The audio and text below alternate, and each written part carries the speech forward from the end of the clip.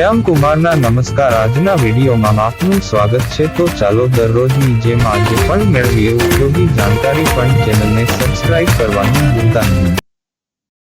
તમને રૂમમાંથી બહાર નીકળતી વખતે લાઇટ અને પંખા બંધ કરવાનું કહેવામાં આવ્યું હશે અને વીજળીનું બિલ કેવી રીતે આસમાને પહોંચશે તે વિશે ભાષણ આપવામાં આવ્યું હશે। શું તમે ક્યારેય વિચાર્યું છે કે વીજળી મીટર અથવા વોટ અવર મીટર કેવી રીતે કાર્ય કરે છે? આપણે કેટલી વીજળીનો ઉપયોગ કર્યો છે અને કેટલું ચૂકવવું તે આપણે કેવી રીતે સમજી શકીએ? ચાલો આ મહત્વપૂર્ણ કૌશલ્ય પાછળના વિજ્ઞાનમાં ડૂબકી લગાવીએ। ઇલેક્ટ્રિક મીટર પાછળના ભૌતિકશાસ્ત્રમાં જતા પહેલા, ચાલો સમજીએ કે ઇલેક્ટ્રિક મીટર શું છે। ઇલેક્ટ્રિક મીટર એ એક ઉપકરણ છે જે તમારા ઘરમાં કેટલી વીજળીનો ઉપયોગ થાય છે તેનો ટ્રેક રાખે છે।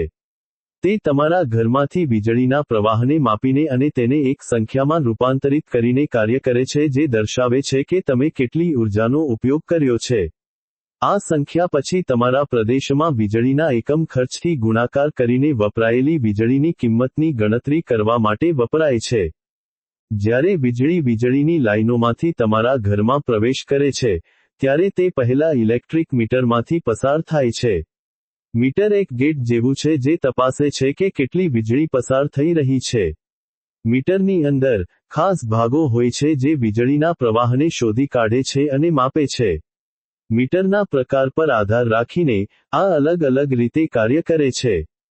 ડિજિટલ મીટર, જેમ શબ્દ સૂચવે છે, ડિજિટલાઇઝ્ડ છે અને નાના કમ્પ્યુટર ચિપ્સ અને સેન્સરનો ઉપયોગ કરે છે।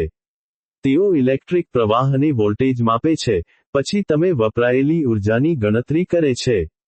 પછી નંબર ડિજિટલ સ્ક્રીન પર દેખાય છે, જે વાસ્તવિક સમયમાં અપડેટ થાય છે।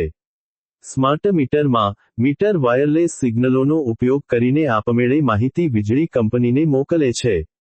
મોટાભાગના ભારતીય વીજળી મીટર હવે સ્માર્ટ મીટર છે કારણ કે તે જૂના સંસ્કરણની તુલનામાં કાર્યક્ષમ છે।